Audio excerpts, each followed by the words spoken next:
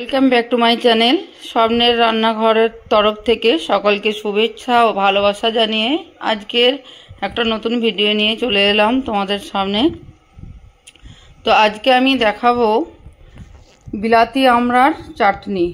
এখানে আমি কিছু বিলাতি আমড়া নিয়ে নিয়েছি। আমরা সাধারণত এমনি দেশি আমড়া চাটনি করে খাই, তা এখানে আমি বিলাতি আমড়ের চাটনি এখানে নিয়ে নিই।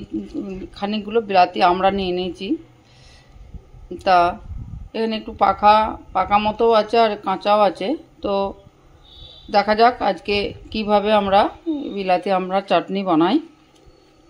তা এগুলোকে প্রথমে এগুলো সাধারণত আঠা আঠা থাকে, তা এগুলোকে আমি ভালো করে ধুয়ে নিয়েছি। আঠাগুলো কোনো আঠা নেই, এই যে একদম ভালো পরিষ্কার করে দেখাচ্ছি। তা আঠাও নেই, তা এগুলো ভালো করে ধুয়ে নিতে হবে, দিয়ে ভালো করে শুকিয়ে নিতে হবে। তারপর এগুলোকে দিয়ে চাটনি বানাতে হবে বা আচারও বানাতে পারো। তা এখানে এগুলো ভালো করে খোসাগুলোকে ছাড়িয়ে, এটা যে আঁটি হয়ে গেছে, একটু বড় হয়ে গেছে, তা এটা একটু শক্ত আছে, এটাকে ভালো করে কাটতে হবে। এটা 2 ভাগ বা 4 ভাগ যেমন হবে সেভাবে করে নিতে হবে। তবে 4 ভাগ করে নেওয়াটাই বেটার। তা এটাকে আমি ভালো করে ছিলে নেব, খোসাগুলো দিয়ে এটা 4 ভাগ করে নেব। তারপর আবার ফিরে আসছি তোমাদের সামনে। আমড়াগুলো এভাবে ছিলে নিয়েছি পরিষ্কার করে। এবার এগুলো পিস পিস করে কেটে নেব সাইজ মতো। তারপরে এগুলো নুন হলুদ মাখিয়ে আবার তোমাদের সামনে ফিরে আসছি। এখানে আমি আমড়াগুলো ভালোভাবে করে মিক্স করে নিয়েছি। প্রায় 40 মিনিট হয়ে গেছে। যত এটা মাখানো থাকবে এর মধ্যে মশলাগুলো বেশিভাবে ভালোভাবে মিশে যাবে। আর এখানে নিয়ে নিয়েছি একটু শুকনো লঙ্কা কুচিয়ে নিয়েছি, তেজপাতা, আর এখানে 5 ফোড়ন নিয়ে নিয়েছি, মৌরি, কালো জিরে আর মেথি, আর এখানে আমি নিয়ে নিয়েছি পুদিনা পাতা, এতে ফ্লেভারটা ভালো হবে। আর এখানে আমি প্রথমে নিয়ে নিয়েছি 2টো শুকনো লঙ্কা, ধনে, জিরে, মৌরি আর একটু জোয়ানটা ফ্লেভারের জন্য নিয়েছি। এখানে আমি শুকনো খোলায় এটাকে একটু ভেজে নেবো, দিয়ে এটা একটা গুঁড়িয়ে নিয়ে নেব ভালো করে।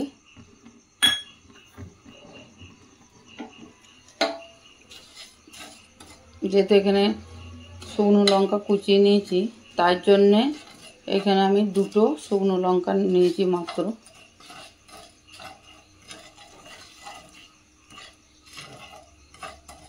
এটা হালকা আঁচে একটু ভেজে নেবো। দিয়ে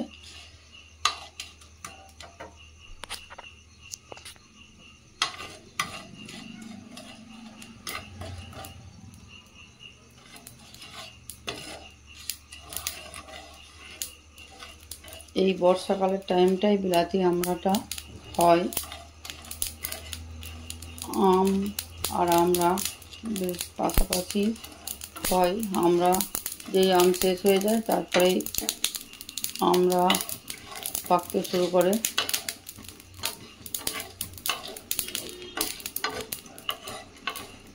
এটা ভাজা হয়ে গেছে, আমি এটা বন্ধ করে দেবো গ্যাসটা। দিয়ে এটা আমি একটু গ্রাইন্ডারে গুঁড়িয়ে নেব, তারপরে আমি আচার শুরু করে দেবো। ততক্ষণ ওটা ঠান্ডা হতে দিয়েছি। এদিকে একটা কড়াই বসিয়ে নিয়েছি, কড়াইয়ে কিছুটা সরষের তেল নিয়ে নিয়েছি। তেলটা একটু গরম হয়ে গেলেই আমি এখানে একটা ফোড়ন দিয়ে দেবো।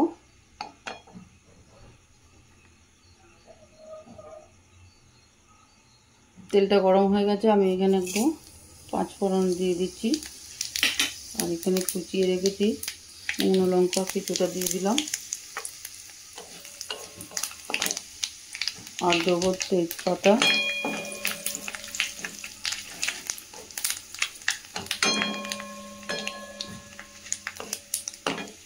এরপর আমি আমড়াগুলো এখানে ঢেলে দেবো।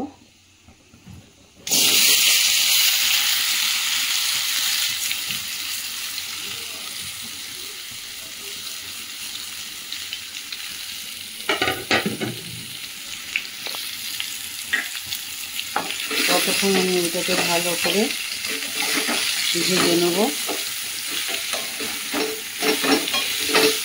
তা বন্ধুরা, যাদের এই বিলাতি আমরা গাছ আছে বা বাজারে কিনতে পাওয়া যায়, বাজার থেকে কিনে এনে আমার মতো এইভাবে বানাবে। বর্ষাকালে একটু আচার থাকলে রুটি ভাত সবার সাথে খাওয়া যায়। আর বিলাতি আমরা খুব টক না, এটা কাঁচা মিষ্টি, একটু কাঁচা বা মিষ্টি, একটু টক মিষ্টি মতো আছে, টকের ভাগটা কম, মিষ্টির পরিমাণটা বেশি। এটা এমনি বাংলা আমড়ার থেকে এই আমড়াটা একটু আলাদা।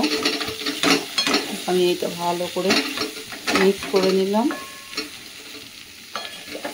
এটা ভালো করে ভেজে নিতে হবে। ভাজার পর এতে আমি যে কুচি করা শুকনো লঙ্কাটা রেখেছি এটা দিয়ে দিতে হবে।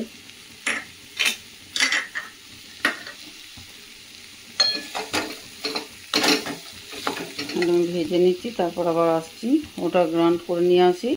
এখানে আমি ঢাকনাটা খুলে দিলাম। এখানে খুব সুন্দরভাবে এগুলো সিদ্ধ হয়ে গেছে। আমি একটা দেখাচ্ছি, এই যে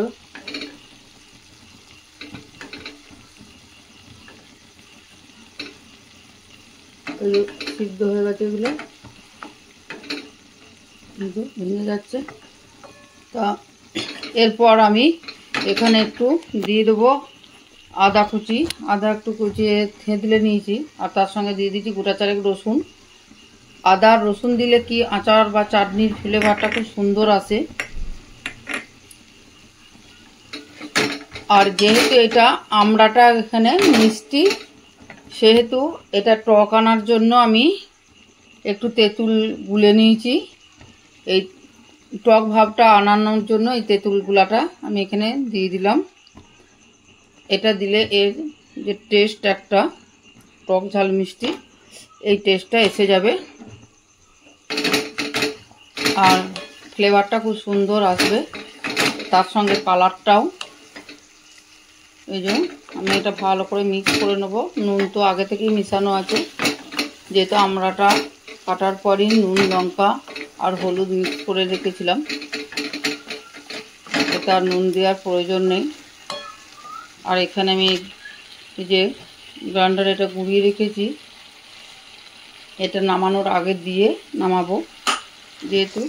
এরপর আমি এটা আমড়াটা সিদ্ধ হয়ে গেছে, আমি এখানে কিছুটা পরিমাণ চিনি ঢেলে দেবো। খুব একটা চিনি দেওয়ার দরকার নেই, যেহেতু এটা আমড়াটা মিষ্টি। আর আমি এটা করব টক ঝাল মিষ্টি। তা চাটনিটা খেতে খুবই ভালো লাগবে, ভাত রুটি যার সঙ্গেই খাবে তার সাথেই ভালো লাগবে। তো আমার ভিডিওটা ভালো লাগলে ফলো করে, ফেসবুক পেজে ফলো করে লাইক শেয়ার করে দিও। আর কেউ ইউটিউব চ্যানেল থেকে দেখলে সেখানে সাবস্ক্রাইব করে দিও।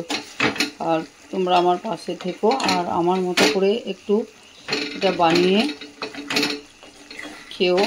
এই যে একটা ফ্লেভারটা আসছে, খুব সুন্দর একটা ফ্লেভার, আর এর সঙ্গে একটা স্মেল আসছে। এই যে এর কালারটাও আসছে খুব সুন্দর। এখন এটা হয়নি, হওয়ার আগেই এই একটা এত সুন্দর ফ্লেভার আসছে বা কালার আসছে। ঠিক আছে, এটা হতে দিচ্ছি একটু 5 মিনিট মতো, এটা ঢাকা দিয়ে দেবো।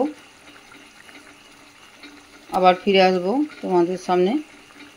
এই যে খুব সুন্দরভাবে একটা ফুটছে, একটা স্মেল বেরোচ্ছে বা কালারটা খুব সুন্দর হচ্ছে। যেহেতু বর্ষাকালে আচার বা চাটনি বানালে একটা জিনিস দিতেই হয়, সেটা হলো ভিনিগার।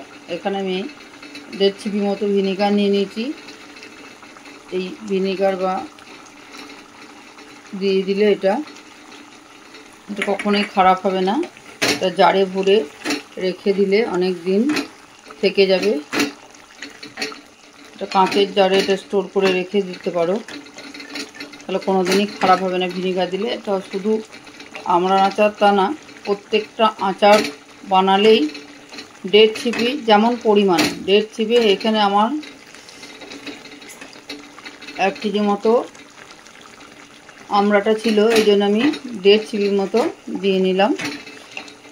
এবার পরিমাণ মতো ভিনিগারটা দিতে হবে।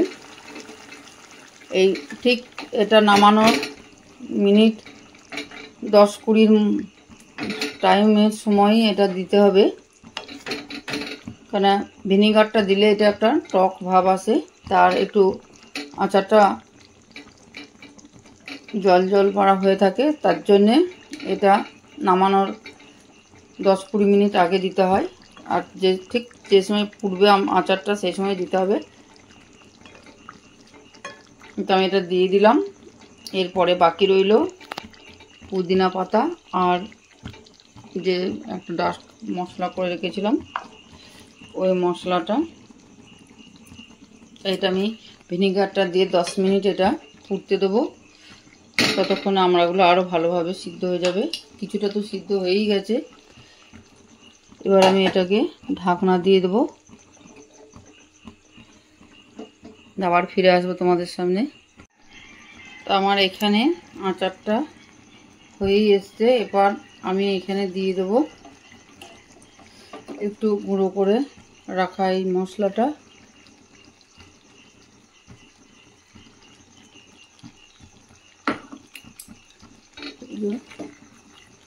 ভালোভাবে মিক্স করে নিচ্ছি একটু।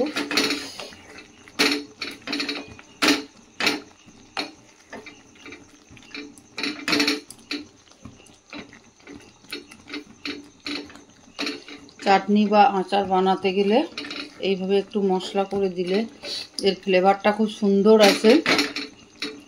তা স্বপ্নের রান্নাঘরের তরফ থেকে সকলকে আমার শুভেচ্ছা জানাচ্ছি। আর আজকের ভিডিওটা কেমন লাগলো একটু লাইক করে শেয়ার করে দিও। ফেসবুক পেজ থেকে দেখলে লাইক শেয়ার ফলো করে লাইক শেয়ার করে দিও। আর ইউটিউব চ্যানেল থেকে দেখলে ভিডিওটি সাবস্ক্রাইব করে দিও।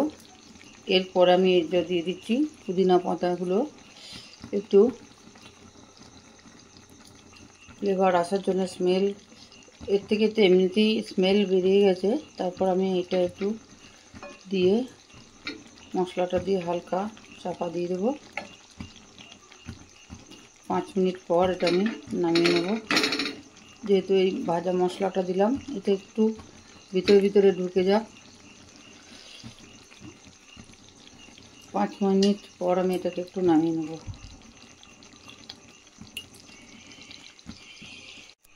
তা বন্ধুরা, আজকে আমার আচার একদম রেডি হয়ে গেছে। এত সুন্দর একটা ফ্লেভার এসেছে, কালার এসে গেছে, আর আমড়াগুলো খুব সুন্দরভাবে সিদ্ধও হয়ে গেছে। তা আমার মতো তোমরাও ঝটপট করে আমড়ার আচারটা বানিয়ে ফেলো আর খেয়ে বলো কেমন হলো, কমেন্টস করে জানিও। তার সাথে সাথে আজকে আমার ভিডিওটাও তোমরা ফেসবুক পেজ থেকে দেখলে ফলো করে লাইক শেয়ার করে দিও। আর ইউটিউব চ্যানেল থেকে দেখলে সেখানে সাবস্ক্রাইব করে দিও। আর তোমরা আমার পাশে থেকো, আর তোমরা ভালো থেকো, সুস্থ থেকো। আজকের ভিডিও এখানেই শেষ করছি। আবার নতুন কোনো রেসিপি নিয়ে এসে স্বপ্নের রান্নাঘর তোমাদের সামনে হাজির হয়ে যাবে। এই বলে আজকে সকলকে শুভেচ্ছা ভালোবাসা জানিয়ে আমার ভিডিও এখানেই শেষ করছি। ধন্যবাদ।